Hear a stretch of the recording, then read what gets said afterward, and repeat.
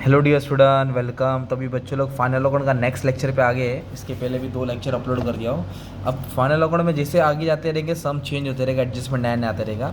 अब एक hidden adjustment भी दिया। हिडन बोले तो छुपा रुस्तम, एक एडवर्टाइजमेंट बोला है क्लोजिंग स्टॉक है, उसको टिक मार्क नहीं करेंगे, पहले टिक मार्क करते हैं। और ये पहली बात है, देखो ये तुम्हारा trading account, profit and loss account, capital account, balance sheet. तो भी हम लोग सबसे पहले क्या करेंगे, जो टेबल है ना, trial balance, adjustment tick mark करते हैं। तो क्लोजिंग स्टॉक गुड्स को टिक मार्क नहीं करते।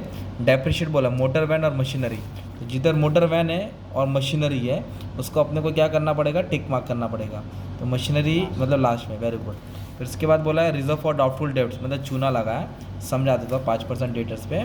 फिर उसके बाद बोला आउटस्टैंडिंग वेजेस 800, मतलब वेजेस पे टिक मार्क करेंगे। ओके, तो सबसे पहले जैसे मैंने बोला था, तो आपको क्या करना है, जो ट्रेडिंग अकाउंट है इसको पहले दुल्हन के जैसा सजाना है। ट्रेडिंग बोले तो फैक्ट्री के रिलेटेड होता है, और प्रॉफिट लॉस बोले तो ऑफिस के रिलेटेड होता है। तो आपका जो ट्रेडिंग अकाउंट है ना, आपको क्या करना है मालूम है क्या, आपको इधर ऐसा लिखना है, टू ओपनिंग स्टॉक। क्या लिखना है, टू ओपनिंग स्टॉक। ओके, इधर हम लिख देंगे ओपनिंग स्टॉक, लिख देंगे डेबिट साइड। तो इधर क्या लिख देने का, बाय क्लोजिंग स्टॉक। इधर क्या लिख देने का, बाय क्लोजिंग स्टॉक। ओके, इधर क्या आ जाएगा, परचेस आ जाएगा। इधर क्या आ जाएगा, परचेस। ओके, इधर हम लोग परचेस लिख देंगे। तो सबसे पहले फाइनल अकाउंट में ओपनिंग स्टॉक क्लोजिंग स्टॉक लिख दिया। इधर हमेशा लिखने का टू परचेस, तो इधर लिख देंगे बाय सेल्स। बोर्ड पेपर भी ऐसे ही सॉल्व करना है जैसे मैं सॉल्व कर रहा हूँ। बोर्ड में हमारा एग्जाम में आया था 100 में से 99 आया था, 1 मार्क्स गया, वो बाद में बता दो कहाँ गया। अच्छा, परचेस से क्या माइनस करेंगे, परचेस रिटर्न। राइटिंग गलत रहेगी, सॉरी गंदी रहेगी चलेगा, कंटेंट नंबर अच्छा लिखेंगे तो भी पूरा मार्क्स मिलता है। ओके, अच्छा, परचेस से परचेस रिटर्न माइनस, सेल्स से सेल्स रिटर्न माइनस। ये तुम्हारा कैपिटल अकाउंट है ना, क्योंकि एक ही सिंगल सोल ट्रेडर कर रहे हैं। अगर जब 12th में आएगा तो आपको 2 कॉलम बनाना पड़ता है। ओके, क्योंकि पार्टनर रहते हैं। इधर डेबिट में ड्राइंग लिखते हैं, इधर लिखते हैं बाय बैलेंस ब्रॉट डाउन, मतलब कैपिटल का बैलेंस। तो सबसे पहले आपने क्या किया, टेबल्स को एडजस्टमेंट मार्क कर दिया ना, तो आप शुरुआत स्टार्ट कर देते। तो सबसे पहले क्या करेंगे, पोस्टिंग करेंगे, और जिधर एडजस्टमेंट उधर लाइन छोड़ना पड़ता है। परचेस, तो परचेस आपका किधर आएगा, ट्रेडिंग अकाउंट में, तो इधर लिखेंगे परचेस 48,000। ओके, फिर इधर परचेस रिटर्न है क्या, हाँ है। तो आपको क्या करना पड़ेगा, ये जो परचेस का अमाउंट है ना, इसको अंदर लिखना पड़ेगा। परचेस का अमाउंट को अंदर लिखना पड़ेगा, जब परचेस रिटर्न आएगा तो वो माइनस होएगा। ओके, सैलरीज, तो आपको मालूम है वेजेस फैक्ट्री का खर्चा होता है जो वर्कर लोगों को रोज के हिसाब से देते हैं, और सैलरीज ऑफिस का होता है। और जो भी ऑफिस का खर्चा रहेगा वो कहाँ आएगा, अपना प्रॉफिट एंड लॉस में आएगा। तो सैलरीज कितना दिया है, 7,500, नो एडजस्टमेंट, मतलब अमाउंट किधर आ जाएगा, बाहर आ जाएगा। ओके, अब तुमको अमाउंट का सीक्वेंस भी बता दो कैसे लिखना है, ताकि तुम्हारा जगह पे टोटल होगा। ओके, ठीक है। फिर इधर बोला है वेजेस। वेजेस बोले तो फैक्ट्री का रहता है, तो फैक्ट्री का जो भी खर्चा रहेगा ट्रेडिंग अकाउंट में आएगा 2,800, तो इसको इनर कॉलम में लिखेंगे। इनर बोले तो अंदर लिखेंगे। ओके, फिर वेजेस के बाद बोला एडवर्टीजमेंट। देखो 2 साल बोला है, तो ये हिडन एडजस्टमेंट होता है, तो उसको सोच समझ के ध्यान देना पड़ता है। तो एडवर्टीजमेंट भी ऑफिस का ही खर्चा होता है, और ऑफिस का खर्चा तुम्हारा प्रॉफिट एंड लॉस में आएगा।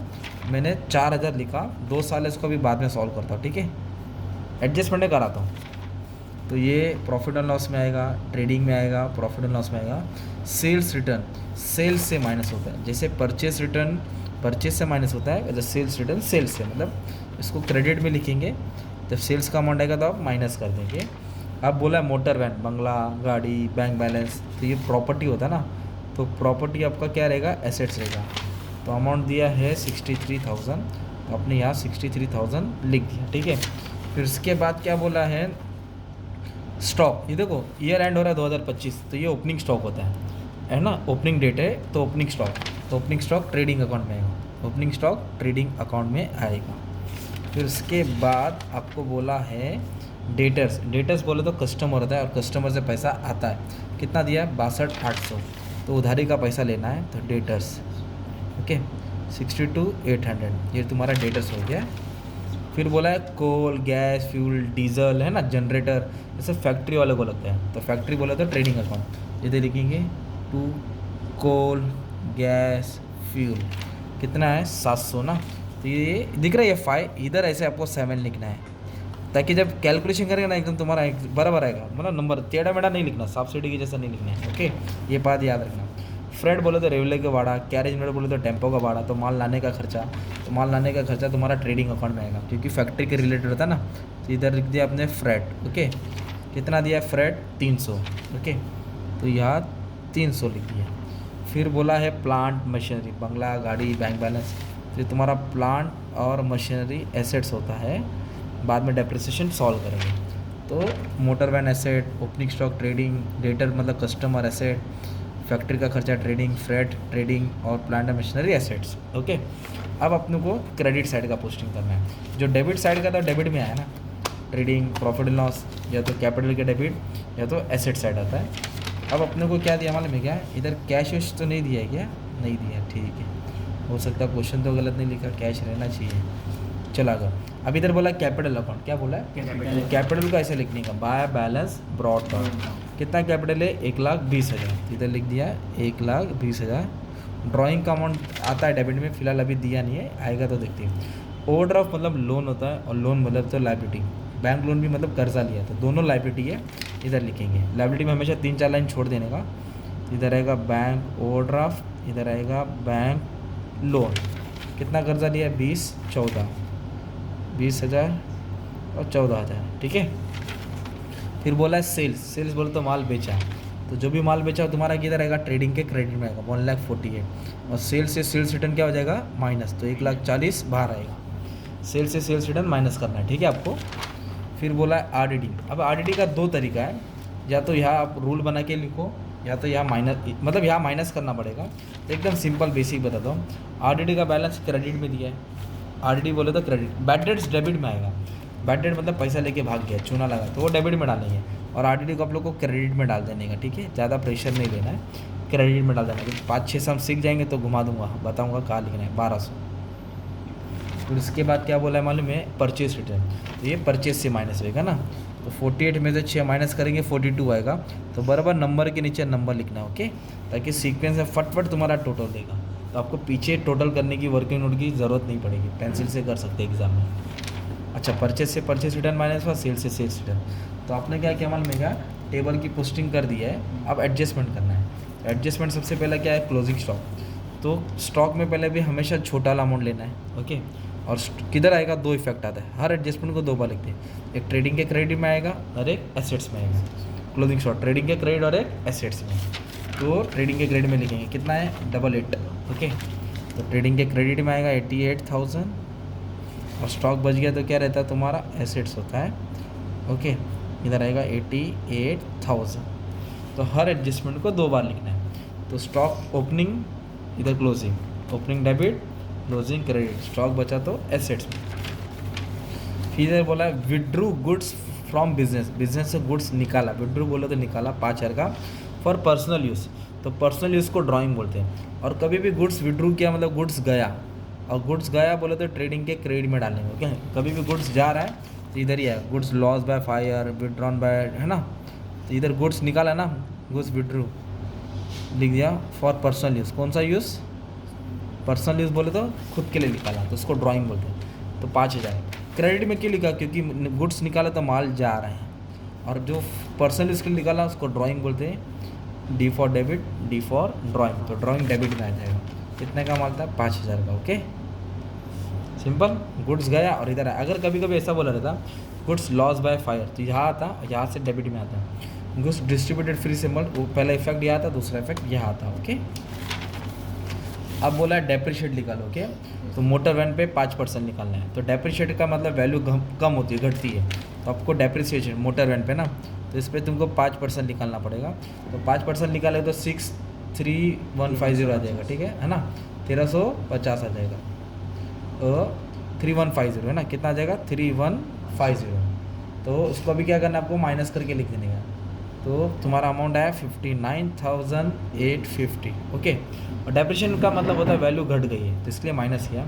और एसेट्स में जो भी माइनस करेंगे, दूसरा बैग प्रॉफिट एंड लॉस के डेबिट में आएगा, इधर लिखेंगे 2 डेप्रिसिएशन ऑन मोटर वैन 3150, और एक डेप्रिसिएशन बोल रहा है, इधर क्या डेप्रिसिएशन बोला, और एक मालूम है क्या, मशीन पे 7%, 7 बोला है, ठीक है, ये मशीन है, इस पर 7% निकालना पड़ेगा, तो 7% निकालेंगे ना, तो ऐसा लिखने का 17,600 पे 7%, 20 कैंसिल है ना, तो 176 को 7 से क्या करना है, मल्टीप्लाई करना है, तो 1232 आएगा। अब जो भी आया है वो तुमको यहाँ लिखना पड़ेगा, और क्या करना पड़ेगा, माइनस करना पड़ेगा ना, कितना था, 17,600 में से अपने को 1232 माइनस करेंगे, तो मान लो अमाउंट आया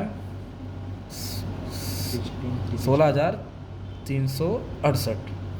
और डेप्रिशन क्यों? क्योंकि वैल्यू घटी और माइनस किया। हमने क्या बोला, एसेट्स में जो भी माइनस करेंगे दूसरा बैग प्रॉफिट एंड लॉस के डेबिट में आएंगे। तो लिखेंगे प्लांट एंड मशीनरी 1 2 3 2। अब इसको ऐड करेंगे तो बराबर इसके नीचे लिखेंगे 2, ये हो जाएगा 8, 1 और 2 3, ये 4। ऐसा सॉल्व करना है। फिर इसके बाद आपको बोला है RDD 5%। RDD बोला तो चूना लगा दिया, पैसा आने वाला नहीं है। तो RDD डेटर्स भी निकालने थे, बोला भी डेटर्स पे ना, मतलब भूल जाओ तो माइनस ही करना है। ओके, कितना परसेंट बोला है? 5%। तो 10% कितना आता है मालूम है इसका? 6,280 आता है। 10% कितना आएगा? 6,280। और अपने को 5 निकालने का तो उसका हम आधा कर देंगे। तो आधा करेंगे तो 3140 कितना आएगा? 31। और उसमें से क्या करेंगे? माइनस करना है। कितना आएगा? 6,280। तो अपने को अमाउंट मिलेगा 59,660। RDD का मतलब डाउट है, पैसा नहीं आने वाला है। तो ये भी एसेट्स में माइनस करेंगे और एसेट्स में जो भी माइनस किया दूसरे बैग प्रॉफिट एंड लॉस के डेबिट में। तो इधर लिख देंगे आप 2 न्यू RDD। क्या लिखेंगे? 2 न्यू RDD। ये वाला अमाउंट लिखने का अंदर वाला 3140। ओके, और आप क्या कर सकते हैं, ये जो भी 1200 अमाउंट इधर माइनस कर सकते हैं, या तो इधर छोड़ सकते हैं, या तो इधर माइनस करो या तो इधर लिखो। दोनों तरीके से लिखेंगे, राइट रहेगा। ओके, अभी भी पिक्चर बाकी है। Outstanding wages. आउटस्टैंडिंग मतलब अनपेड है तो प्लस करके लायबिलिटी। आउटस्टैंडिंग मतलब देना बाकी है। तो क्या देना बाकी है? वेजेस। तो जहाँ वेजेस रहेगा ना उसको ऐड करेंगे। इधर लिखेंगे आउटस्टैंडिंग वेजेस। कितना वेजेस बोला है? 800 है ना। तो 800 ऐड कर देंगे तो 3600 आ जाएगा ना, 3600। और कभी भी खर्चा बढ़ता है तो तुम्हारा कर्जा होता है। तो आउटस्टैंडिंग को प्लस करके लायबिलिटी में डालने का था। इधर लिखेंगे आउटस्टैंडिंग वेजेस। कितना आउटस्टैंडिंग है? 800। ये तुम्हारा लायबिलिटी रहेगा। अगर प्रीपेड रहता तो उल्टा करते हैं, माइनस करके एसेट्स में डालते हैं। प्रीपेड रहता तो माइनस करके एसेट डालते हैं, और प्रीपेड दिया भी है। ये तो 5 एडजस्टमेंट देता, एक एडजस्टमेंट इधर दिया है। इसको हिडन बोलते हैं। 2 साल का 4,000, 2 साल का 4,000। तो ये हिसाब होता है 1 साल का होता है। तो 1 साल का 2,000 हो गया। तो मतलब उन्होंने 2 साल का 4 है तो 1 साल का 2, मतलब 1 साल ज़्यादा भरा। तो 1 साल का अमाउंट होता है 2,000। कितना आता है? इसको इससे डिवाइड करो, 2,000 निकला ना, एक्स्ट्रा 2 है ना, मतलब ये 4,000 भरा 2 साल के लिए। तो ये हिसाब 1 साल का होता है। तो उसने 1 साल ज़्यादा भरा ना, तो एक्स्ट्रा कितना भरा? 2,000। तो ज़्यादा को बोलते हैं प्रीपेड। क्या बोलते हैं? प्रीपेड। या तो प्रीपेड बोलो या तो एडवांस बोलो। तो कितना प्रीपेड एडवर्टीजमेंट है? 2,000। तो बच्चेगा भी कितना? 2। देखो कम भरा तो कर्जा हो गया, और ज़्यादा भरा तो एडवांस। तो इधर लिखेंगे प्रीपेड एडवर्टीजमेंट। क्या लिखेंगे? कितना हज़ार है? 2,000 है। ठीक है, फिर इसको आपको बैलेंस करना पड़ेगा। तो प्लस माइनस करके आंसर आता है। तो ये देखो मेरे स्टूडेंट ने पहले ही करके रखा है, तो आपको भी ट्राई करना है। ये टोटल को ऐड करेंगे, समझो 2,33,000 आया है, और ये टोटल का ऐड किया ना तो कुछ 1 लाख के आसपास होना है। तो इसमें से ये क्या करेंगे? माइनस। तो आपको ग्रॉस प्रॉफिट आएगा। कैलकुलेशन राइट और गलत भी हो सकता है, आपको ट्राई करना है। सिर्फ बता रहा था, इसको इससे माइनस कर दो, ये आंसर है। तो ये जो भी बैलेंस आया तो प्रॉफिट एंड लॉस में ट्रांसफ़र करना है। किधर ट्रांसफ़र करना है? प्रॉफिट एंड लॉस में। इधर 1,200 इसने लिख दिया है, 2,000 राइट है प्रीपेड का। डेप्रिशन इधर माइनस, इधर 2 लिखेगा। ठीक है, ऐड करके डाल दिया। तो इसको क्या करेगा? ऐड करके फिर देखो नेट प्रॉफिट आ जाएगा। क्या आ जाएगा?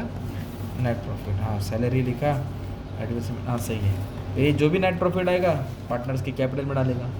फिर जो भी बैलेंस आएगा वो यहाँ डाल के टैली करेंगे। तो टैली वाला अलग से अपलोड कर दूंगा, बस अभी थोड़ा सीखने थे ना, तो इसके लिए अभी अपन बेसिक पे बैलेंस शीट में 2 और बाय नहीं लिखने का ना। तो अभी ये पोस्टिंग तुमको आ रहा है धीरे धीरे। अभी लेक्चर 3 है, धीरे धीरे करेंगे और अच्छे से हो जाएगा। Okay, thank you.